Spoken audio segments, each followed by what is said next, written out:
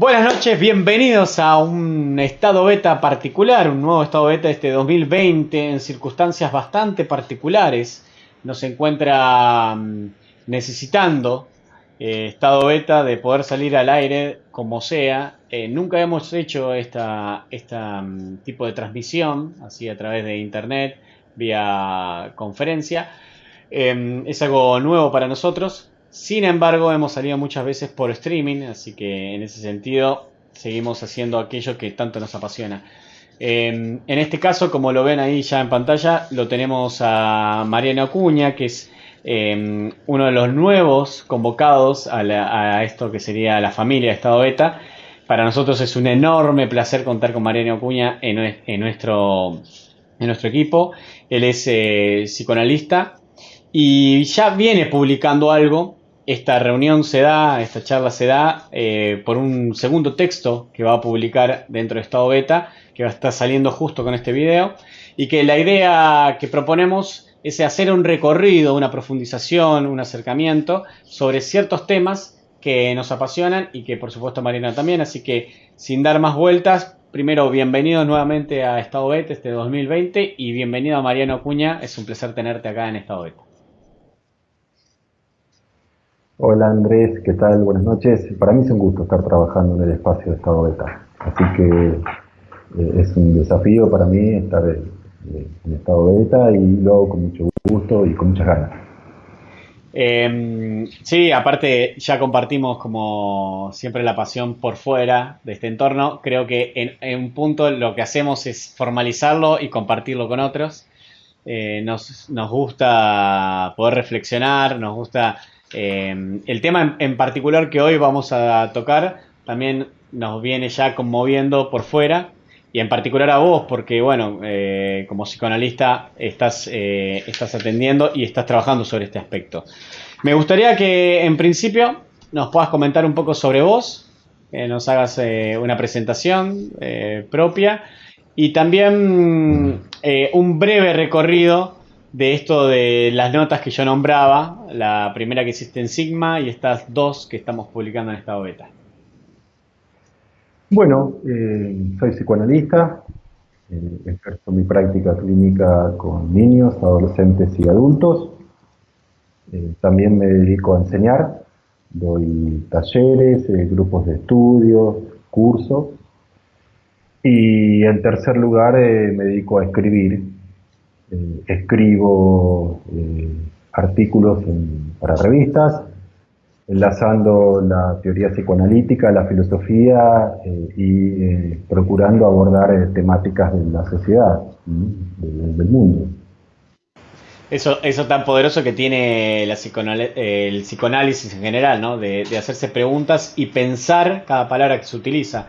Estamos habituados coloquialmente o en los medios poner cualquier palabra en cualquier lugar y hacerla como normal. Y ahí me parece hay un punto interesante dentro de tu profesión, que siempre repensar lo que se dice, porque el uso de la palabra y la escucha es fundamental. Sí, sí, sí, bueno, el prefijo re es volver, ¿sí? Indica volver. Así que sí, estamos en eso. Estamos tratando de utilizar una teoría, los fundamentos de una teoría, en términos paradigmáticos, y desde ese paradigma abordar diversas situaciones que hacen a las complejidades del mundo que habitamos, ¿no? Bien, vamos a poner el primer contexto, que es fundamental para poder empezar a desarrollar los temas. El contexto en lo que estamos narrando nosotros, conectándonos, y los textos que vos publicaste, está siendo en este 2020 a través de esta pandemia, de esta peste que nos lleva a todos por primera vez en la historia de la humanidad, en este mundo globalizado realmente, estar atravesando una situación única en la historia de la humanidad, por lo menos que esté datada, con estas características, con esta forma de comunicación y con esta profundidad y también con la gravedad que esto requiere, ¿no? De estar en vivo y en directo, a veces compartiendo la cantidad de muertos como si fueran números de un videojuego. En ese contexto, vos, Mariano, estás Sí, desarrollando estos sí, textos, esta preocupación sí. y esta mirada reflexiva sobre lo que ocurre. Sí, sí, sí, sí. Estoy intentando interpretar algo de las consecuencias de lo que significa esta pandemia, que está generando un escenario trágico a lo largo y a lo ancho del mundo. Eh, y bueno, y en esto se me ocurrió pensar en la relación, en los efectos que estaba teniendo esta pandemia en términos específicos de tres profesiones, ¿sí? Que son tres profesiones que Sigmund Freud en 1925 había establecido como profesiones imposibles. Estos son psicoanalizar, gobernar y educar. Freud en principio lo presentó a eso casi como un chiste, pero sabemos los lectores de Freud que para Freud todo chiste tiene una importante connotación de verdad, de Claro, seriedad. sí. Esta imposibilidad presenta características propias, ¿sí? Tendríamos que ocuparnos un poquito de qué quiere decir que psicoanalizar, gobernar y educar son profesiones imposibles. ¿Sí? Sí, por favor, me gustaría que desarrolles ese aspecto que va a ser crucial para lo que vamos a hablar. Sí, sí, sí, es crucial porque es el hilo que enlaza a los tres textos, ¿sí? Que son las tres temáticas que intentaremos abordar hoy. Cuando Freud se refiere a profesiones imposibles, está muy lejos de referirse a algo que es entendido en el periodismo y en la publicidad en los últimos años, de una especie de lema de eficiencia de hacer posible lo imposible. ¿Mm? Me acuerdo de una propaganda que decía imposible es nada, lo decía en inglés, pero bueno, como yo no sé inglés, lo presento en castellano. Precisamente lo que dice Freud es que hay una imposibilidad de base, constitutiva, en cada una de estas tres profesiones. Que lo que comparten las tres profesiones es esta imposibilidad de base, es esta imposibilidad de estructura. Que quiere decir que van a ser siempre imposibles. Es decir, que siempre va a faltar algo para la perfección. Que de antemano no se puedan garantizar los resultados de las mismas. Ahora bien, lejos de ser una invitación a no tomársela seriamente a cada una de estas tres profesiones, por el contrario, es un llamado freudiano al rigor ético de precisamente ocupar del mejor modo, o sea, del modo de conocimiento, del modo de abordaje teórico, del modo de la seriedad, del compromiso. Entonces, esta imposibilidad es constitutiva.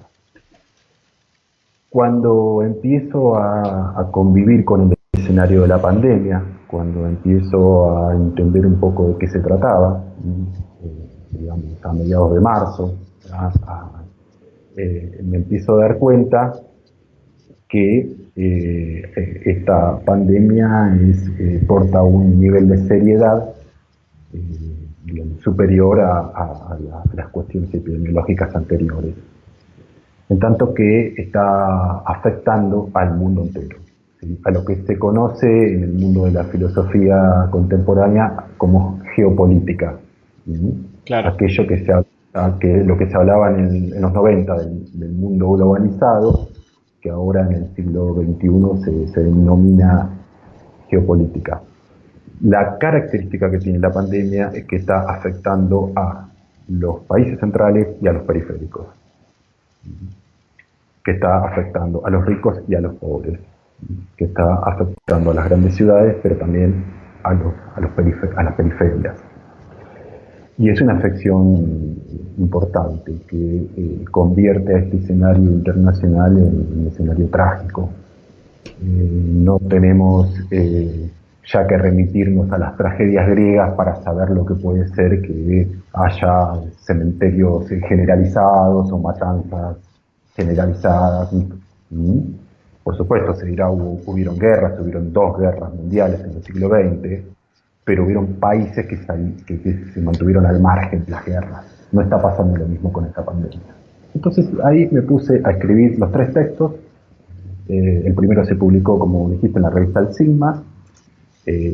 Ahí establezco un fundamento de por qué es pertinente continuar con el ejercicio del psicoanálisis a través de redes virtuales, un fundamento teórico, conceptual. En el segundo, es el texto que se publicó en estado beta, tiene un título muy sugerente, del avance de la pandemia al regreso de la filosofía, y tiene que ver con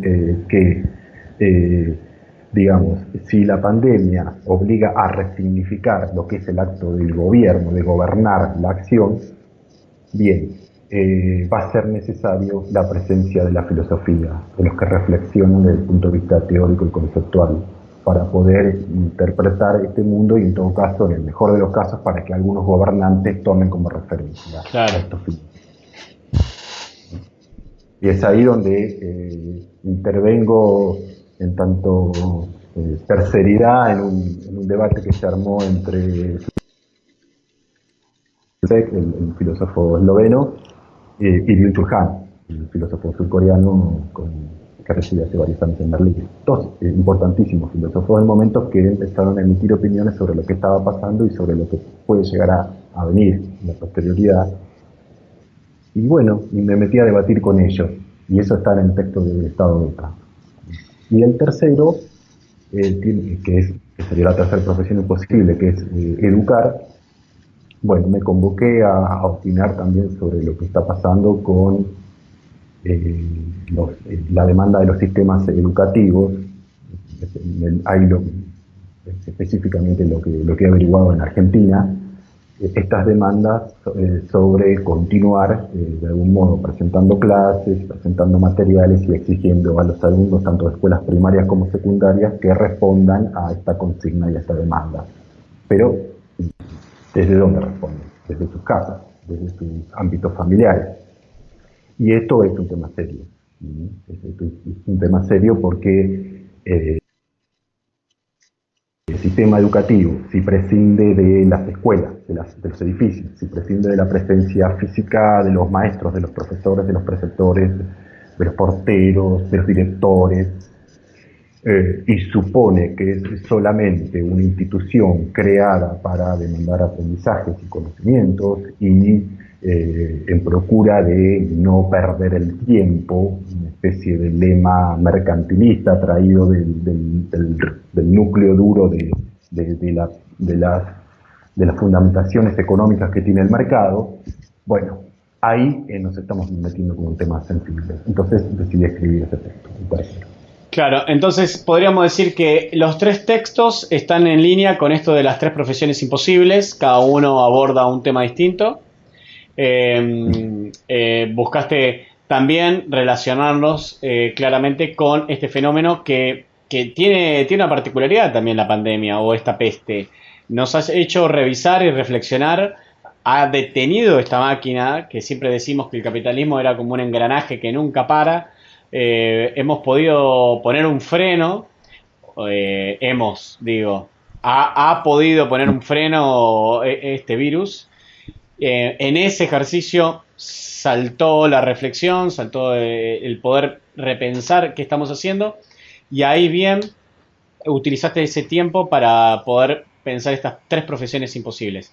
Vamos en este caso particular, porque vamos a comentar el texto este último, que es las escuelas y familias bajo efectos pandémicos, las demandas sobre los chicos. Vamos a hacer hincapié en ese texto en particular, que es el que estamos publicando, sí. Y también porque creo que en un punto están los otros relacionados también, porque hay un hecho de comunicación y en la educación de transmisión de conocimiento, de transferencia, que se juega el poder, que se juega también la escucha, que se juega la reflexión. Por supuesto, no se reemplaza esas figuras del psicólogo, del psicoanalista o del político propiamente dicho, pero sí hay algo ahí que se está jugando del orden del poder, como decía, y de la escucha. Entonces, me parece que es un muy buen texto que elegiste para cerrar esto, porque podemos hacer un gran resumen también de los temas anteriores y ver qué está pasando. Obviamente esto está en una situación que está andando, estamos en un momento donde todo el tiempo se está informando, se está generando nuevo contenido. Recientemente Nicolás Trota comunicó, que es el ministro de Educación de Argentina, comunicó que no se va a evaluar en Argentina, una decisión que tomaron recién hace poquitos días. Esto busca también llevar un poquito, alivianar la carga tanto de los padres, de los chicos, porque hubo como una presencia de que había una sobrecarga y que también había mucho estrés por parte de todos. Y segundo, porque bueno, he visto lo que vamos bien a hablar y vas a profundizar vos. En la casa no se puede hacer todo. Entonces, a mí en particular me parece maravilloso que podamos abordar este tema. En particular, no soy docente, pero sí ejerzo la transferencia de conocimiento y me encanta el tema. Yo sé que a vos también. Así que vamos a arrancar reflexionando sobre la escuela. Si querés presentarnos el tema rápidamente sobre este tema que has escrito y, y también cuál es el rol de la escuela. Cuando nos referamos a esto, vamos también a hacer una discriminación. No es lo mismo los niveles primarios y secundarios que los niveles terciarios y universitarios. En ese caso, sí se puede, como bien planteás vos en cuestión del psicoanálisis, se puede hacer un ejercicio virtual de esa profesión o de la educación. Estamos hablando siempre en contexto de el primario, el secundario o estados todavía más iniciales, ¿sí? Haciendo esa salvedad, te cedo la palabra para que podamos reflexionar sobre tus textos.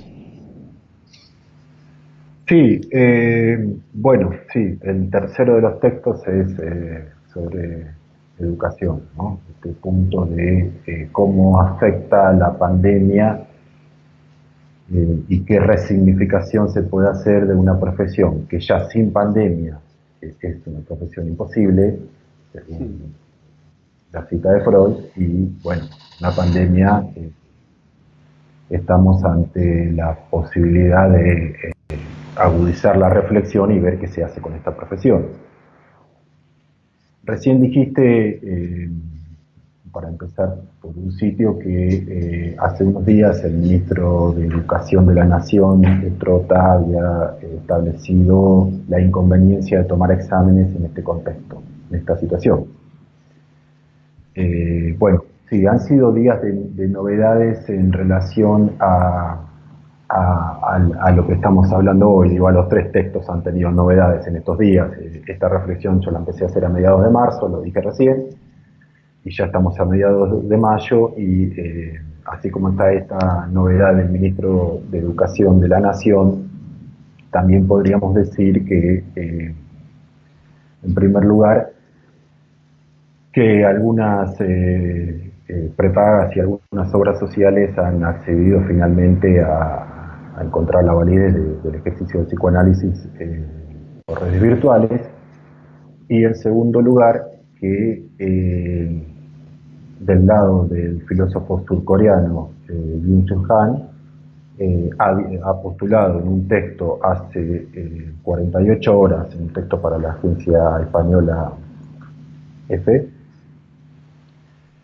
que tal vez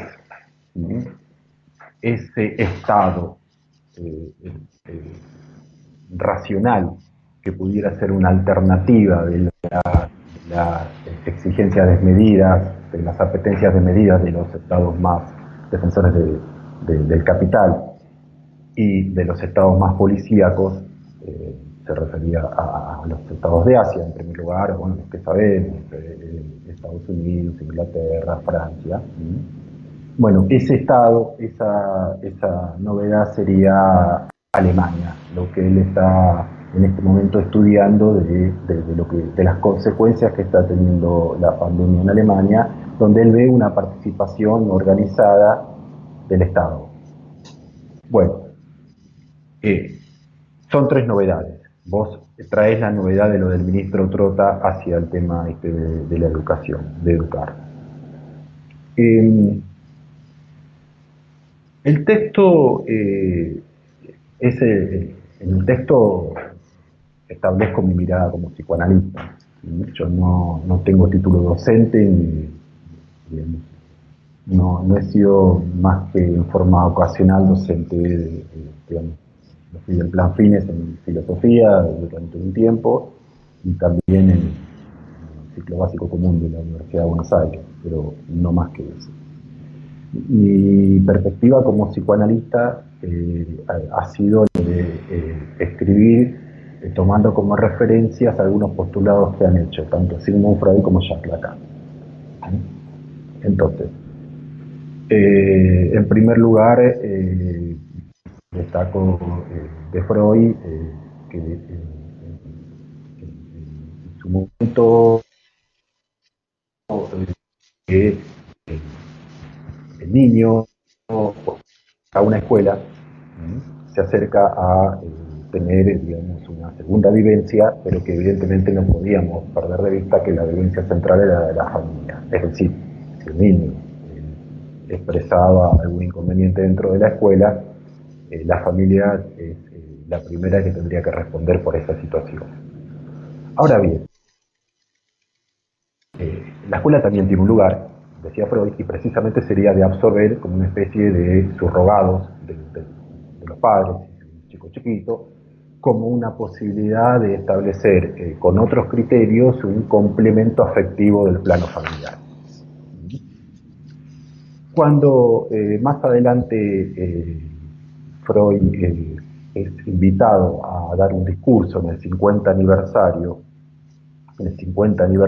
de su colegio secundario, Freud consagrado, Freud ya representante de la cultura, creador del psicoanálisis, lejos de dar un discurso de criterio cientificista, estamos hablando en la década del 10, 1910, ¿no? Lejos de dar un discurso cientificista como se esperaba, él habló de los afectos. Habló de lo que sentían cuando eran jóvenes,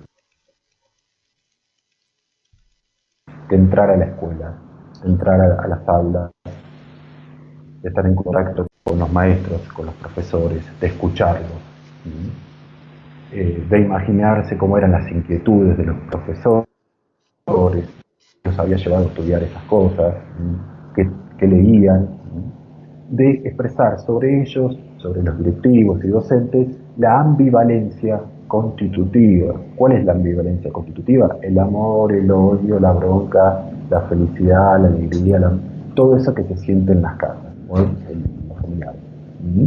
Bueno, entonces, Freud decía que eso es central en el vínculo entre un chico y un joven, un alumno, un llamado alumno, y la escuela. Que eso es lo primario.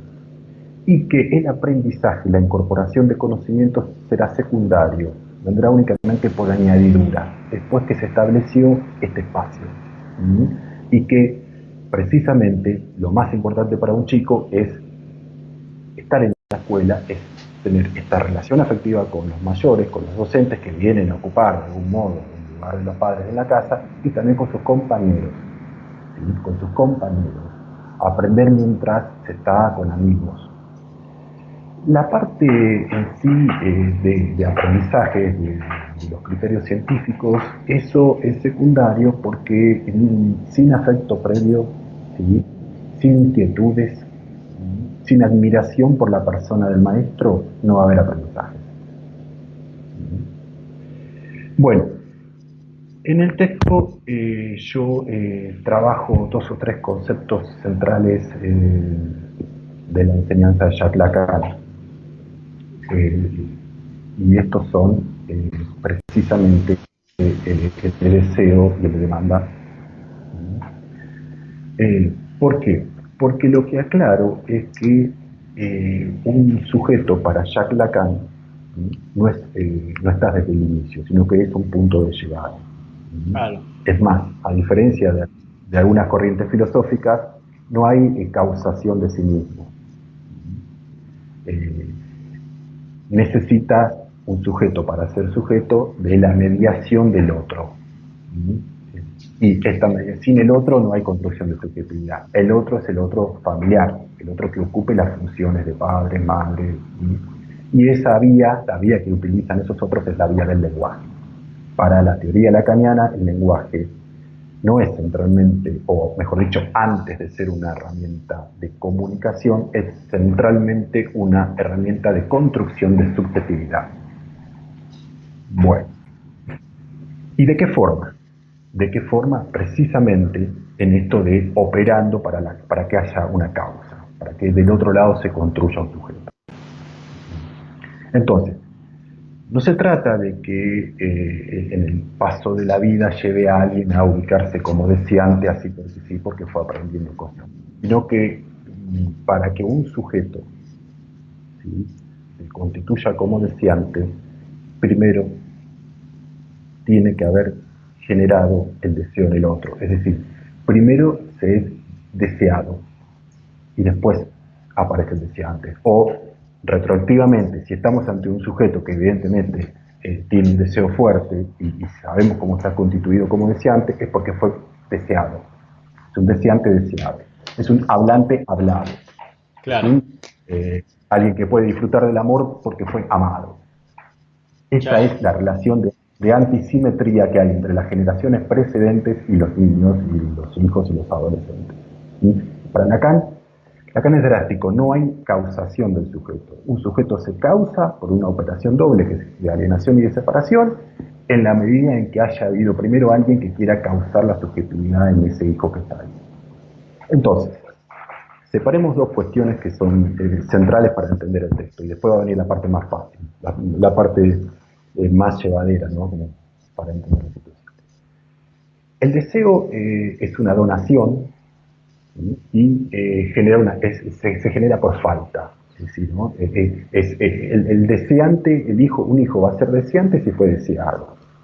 Y fue deseado por padres que tienen sus propias vidas, sus propias ocupaciones, que no se ocupan únicamente del chico, porque no sería una relación donde no podría haber deseo, sino habría una especie de asfixia, de completud. Y el deseo precisamente es eso, es donar la falta, donar las inquietudes, es saber que en algún punto fuimos causa. Dice Lacan, es clave la pregunta de en qué medida yo soy deseante, no soy deseante, en qué medida el otro me deseó.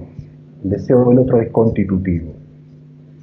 Bueno, eso es muy interesante porque eso no tiene un contenido específico, es una operación formal, es una donación amorosa que le hace la generación precedente a los hijos.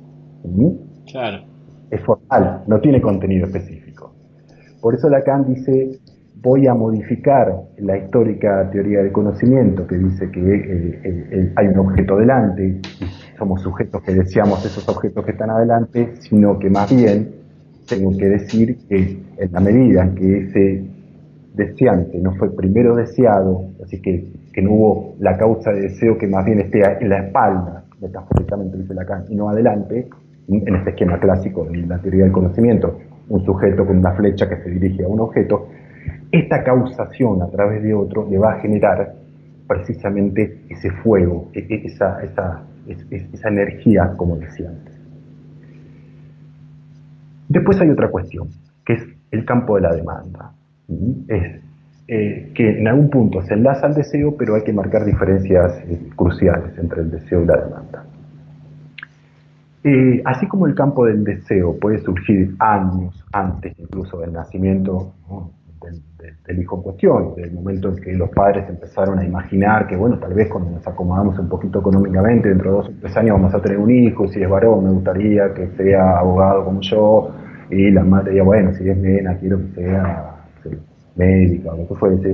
Eso se puede anticipar.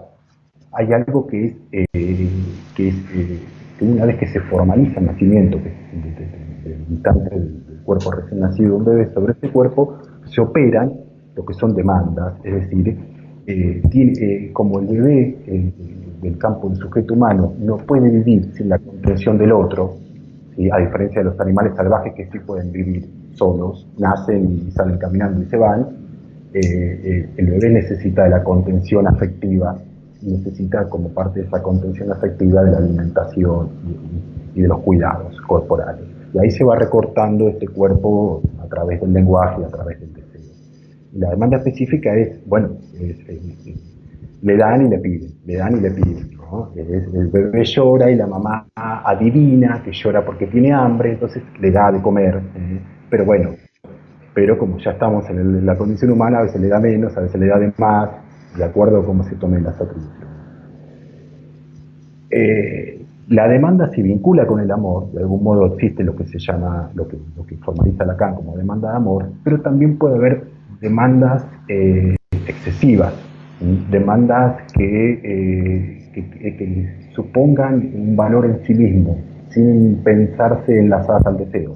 Demandas por demandar. Pues, digamos, esto que, digamos, acá da un ejemplo. La comida puede servir para nutrirse, pero si es demasiada, puede servir, digamos, para generar un problema, un inconveniente en ese cuerpo. Si es demasiado poco, si es demasiado mucho. Entonces, este punto específico es cuando este chico, como decía Freud, va a la escuela, ¿sí? Se resignifica todo este proceso familiar, ¿no? Es, bueno, a ver, le piden cosas, le van a pedir, tiene que incorporar. Lacan dice algo que es maravilloso. No existe el deseo de saber o el deseo de conocer. Existe el deseo a secas. Entonces, Lacan adhiere, digamos, desde este punto de vista al discurso de Freud, donde los conocimientos vienen por añadidura. No pidan conocimientos de una, porque lacanianamente podemos decir que si piden conocimientos de una, lo único que se va a generar es rechazo, porque va a creer que pasa por ahí. Que es, te voy a amar, pero si primero me demostrás. Claro. Es esta así. Primero cumplís con tal meta y después yo te voy a demostrar que te voy a amar. Entonces, ahí ya no está el deseo en la espalda, ya no está la cuestión formal, sino específicamente hay una demanda. Si al sistema escolar le sacamos los maestros, si le sacamos los profesores, si le sacamos el portero que dice buen día, que saluda, si le sacamos los compañeros, ¿sí? Los compañeros que en el recreo hablan de la vida, del partido de fútbol, de qué van a hacer, de que se van a dar una vuelta en bicicleta. Sus sueños. Si le sacamos, claro, si le sacamos, muy bien, si le sacamos el saludo al director, el saludo a la vicedirectora, ¿no? Si le sacamos eso, ¿sí? Si lo llevamos de vuelta a la casa, al reducto familiar, ¿sí? Y decimos que no vamos, pero que mientras tanto, para no perder el tiempo, ¿sí? Vamos a seguir manteniendo el programa con las pretensiones académicas que íbamos a tener desde principio de año. Bueno, estamos entrando en un terreno peligroso, ¿sí? Porque estamos dejando de lado lo que para mi modo de entender la teoría psicoanalítica es lo central, ¿sí? Porque eso no está, y estamos poniendo lo que únicamente se puede alcanzar por añadidura, en modo secundario, en modo complementario de lo primero, que es lo principal, ¿sí? Y estamos cometiendo un segundo inconveniente, que es poner a los padres casi a abandonar su función, que es bastante compleja, para convertirse de buenas a primera en maestros, en especialistas en matemática. Los padres están en una computadora viendo videos en YouTube, aprendiendo para que a los 5 minutos que aprendieron se lo tienen que transmitir a los chicos, cuando los chicos están en escuelas primarias. Si es que los chicos están ahí, si prestan atención. Y con los de secundaria, bueno, bien, la cuestión de qué estás haciendo, ¿no? Está la cuestión de los hermanos, está la cuestión de que no todo el mundo tiene computadora, no todo el mundo tiene buen acceso a internet. Bueno, ¿no? Quedó la consigna.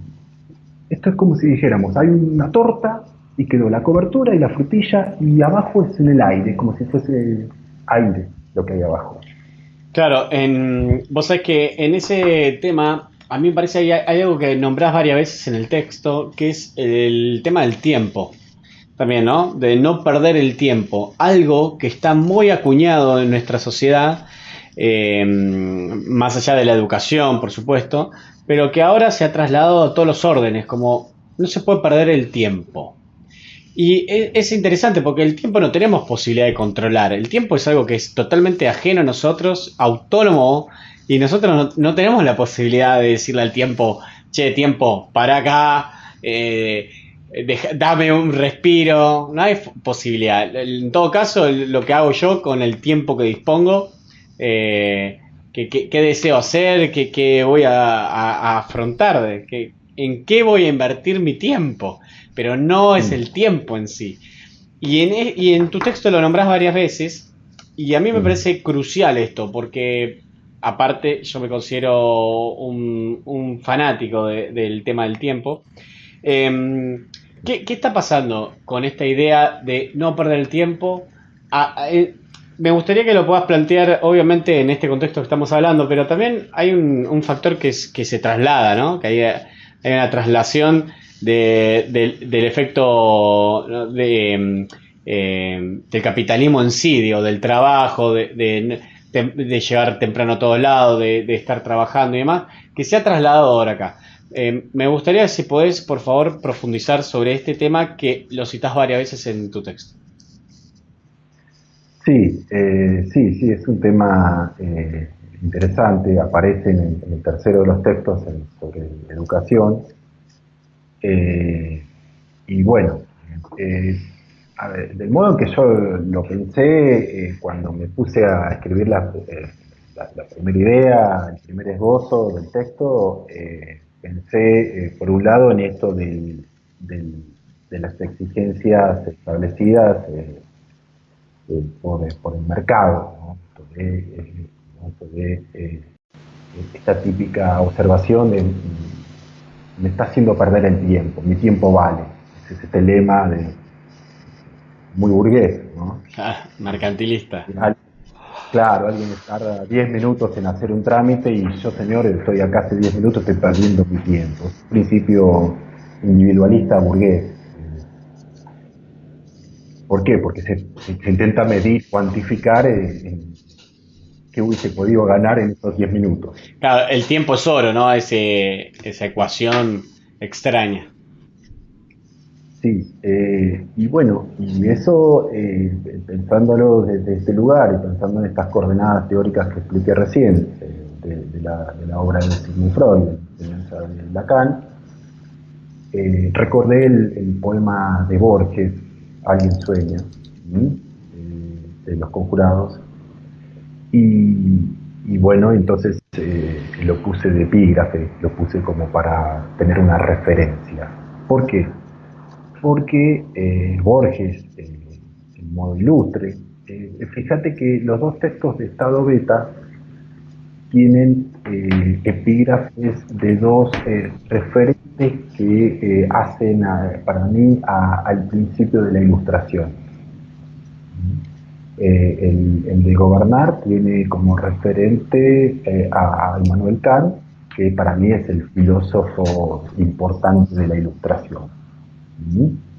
Y el de Educar tiene a este poema de Borges, que Borges se ocupa mucho del tiempo.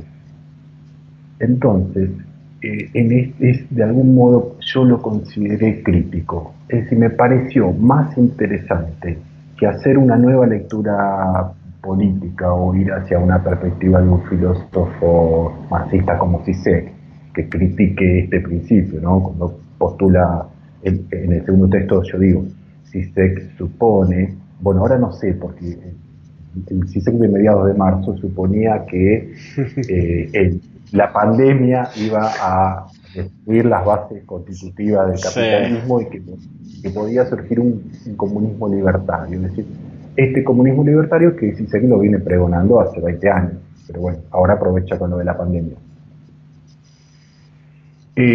Antes de ir por esa vía, voy por la vía de Borges y desarmo el poema. Es decir, confronto a lo que yo entiendo una desmedida demanda de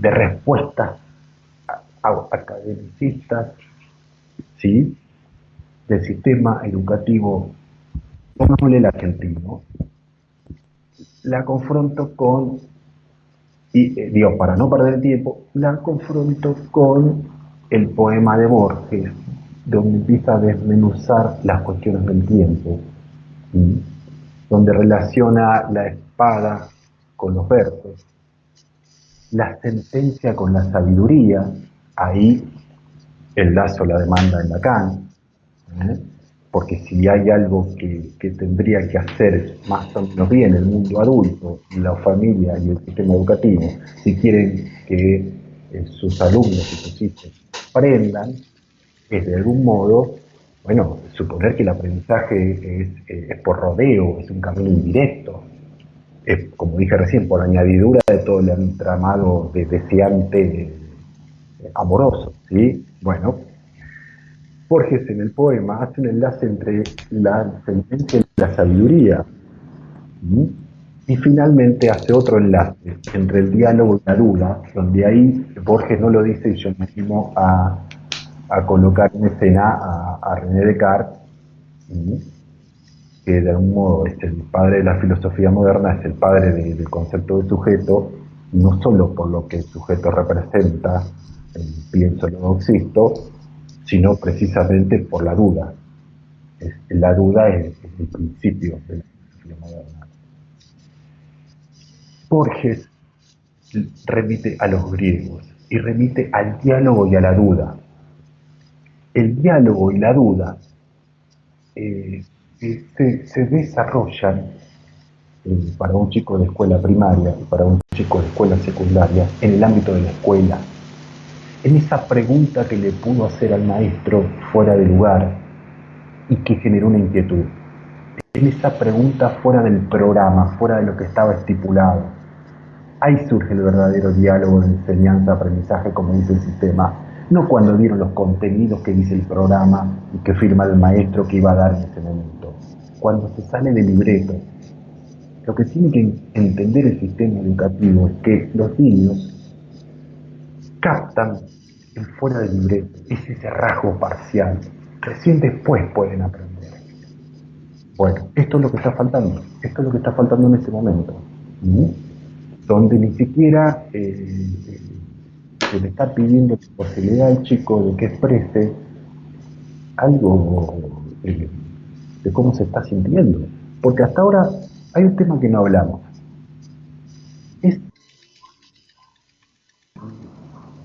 Los chicos de esta nueva camada, de esta generación del presente, están habituados a manejarse por medios de comunicación.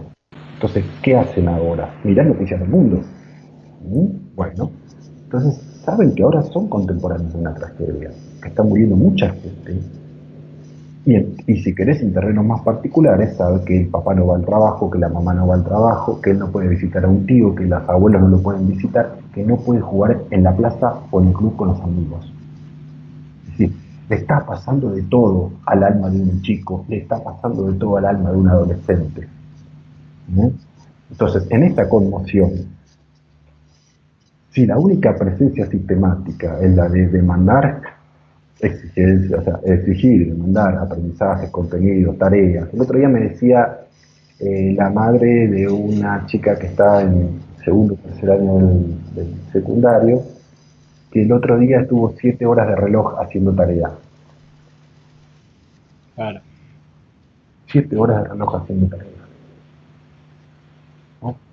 ¿Qué finalidad tiene esto? ¿Qué concepto de sujeto hay ahí? ¿Qué concepto de alumno hay? ¿Sí? ¿Para qué? Estos temas, bueno, prefería abordarlo con un epígrafe de Borges que sí, evidentemente cuestiona la medida mercantilista del tiempo. Claro, la única justificación que tiene esto claramente es el tema de la pérdida de tiempo, porque yo intuyo también de esta cuestión de anual, de que uno cursa de año a año, de que tiene que egresar, de que hay un proceso, de que hay una pauta, de que hay una forma de hacer las cosas, y entonces, llevados de tiro por lo preestablecido, se busca de alguna forma compensar para seguir encajando en aquello preestablecido, cuando la invitación que nos hace esta situación es a romper moldes, a repensar, a volver a reformular. Digo, en ese sentido me parece también muy acertado y hasta me parece sabio haber dicho, por el caso de Nicolás Trota, ¿no? Y tantos otros, porque también lo venimos hablando, de decir, bueno, la educación necesita, esperemos un poco, no necesariamente los chicos van a pasar, olvidemos un minuto de todo eso. Hay una situación más grave, que los chicos estén en sus casas, que los padres tengan solvencia económica, veamos cómo solucionamos eso, hay un montón de cuestiones, digo, viviendo familias enteras en dos ambientes las 24 horas.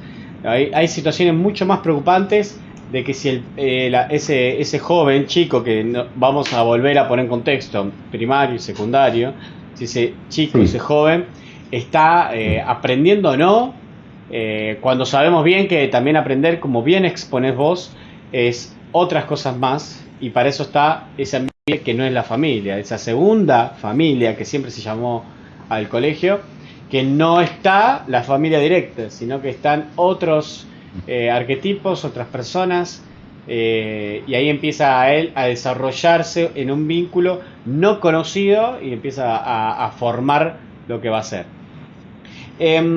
Me gustaría que para ir cerrando me puedas echar luz sobre para qué está la familia en esta situación. qué buena pregunta. Estaba pensando mientras hacías tu comentario,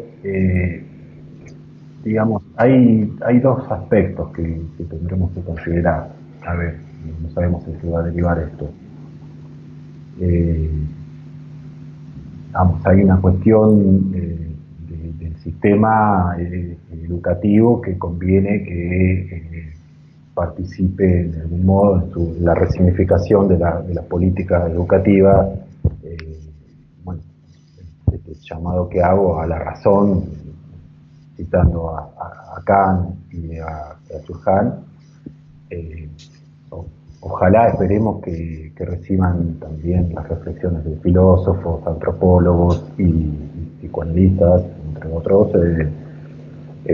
y que no se queden únicamente en lo que dicen las diversas teorías de la educación. ¿Mm? Ese sería un punto a considerar. Esperemos que pase eso. Pero el segundo punto es un punto que es muy serio, muy serio en la vida de niños y adolescentes, es qué lugar van a ocupar en los familiares. Digo, ¿qué lugar? Al lugar histórico de los familiares, de construcción de subjetividad en el hijo y en presentación del hijo ante el sistema educativo, ante el colegio. Una familia lleva a su hijo, por eso van los primeros días, incluso hasta el secundario. Es un gesto simbólico fuerte, donde los van a inscribir los padres, como son todos menores de edad, del primer grado de la escuela primaria al último grado, año del colegio secundario. Una familia presenta, lleva a su hijo a su segunda casa, que es la escuela. Ahora bien, no todo el problema, vuelvo a la hipótesis freudiana de 1905, no todo el problema pasa por el sistema educativo. También vamos a tener que ver qué van a resolver los propios padres de familia. Claro, ¿Mm? exacto. ¿Qué lugar van a poner ellos? Si Ujú. van a reforzar la demanda, porque, bueno, tampoco, digamos, ahí también hay una cuestión histórica que precede a la pandemia. Hay muchas familias que sienten que invierten esta cuestión de la carne, mañana y dirán, bueno, primero vos sacate 10, primero demostrame que te tomás la escuela con seriedad, tratá de llegar a la bandera, lo que fuese, y después nosotros te confirmamos el gesto amoroso. Hay Claro, familias que por ahí se manejan así. Entonces, si en este momento, digamos, hay ciertas familias a las que no les importa, y justamente refuerzan, duplican la demanda de exigencia y se ponen el traje de maestros y se ponen a exigir, bueno, ahí, digamos, habrá que ir estableciendo con el correr del tiempo las consecuencias en los chicos. Digamos, eh, no toda la responsabilidad pasa por el sistema educativo, está claro. totalmente. Y en ese sentido, me gustaría, forma de cierre de esta charla, ¿qué considerás vos que necesitan los chicos en este momento? Sí, bueno, ¿qué es lo mejor que le podría pasar a un chico en este momento de pandemia? Chico de escuela primaria, por ejemplo, tener la posibilidad de que los familiares le confirmen, ¿m? eh, de la forma que pueda, que es un deseante deseado. ¿M? le confirmen el amor que sienten por el chico, ¿sí? Que se pongan a charlar de cualquier inquietud que tengan los chicos, de cualquier pregunta que hagan sobre por qué la gente anda con barbijos por la calle, cuándo van a poder salir a la calle, cuándo van a poder visitar al abuelo, cuándo va a poder venir el primo o los tíos a casa, ¿sí? Que se tomen ese tiempo. Y que en todo caso, de forma gradual y parcial, vayan diciendo, bueno, primero charlamos de esto y después podemos ocuparnos de las tareas y hoy te va a ayudar papá, mañana te va a ayudar mamá. Es decir, que venga parcializada la cuestión, que demuestren que básicamente el amor y el deseo no pasa por el rendimiento escolar, está antes, como dice la carta. Y en jóvenes, bueno, lo mismo, que se respete el espacio en chicos, que se respete el espacio de jugar, en los contactos con amigos, que incluso le permitan a los chicos hacer videollamadas con sus amigos, mandarse cosas, jugar. Yo estoy ofreciendo la práctica clínica con niños y que algunos psicólogos decían no se va a poder hacer, ¿qué vamos a hacer? Bueno, sí, con intención de jugar, jugamos, dibujamos, jugamos con títeres, con muñecos, jugamos al veo, se juega al tutti frutti, a las cartas, a la generala, al juego de la oca.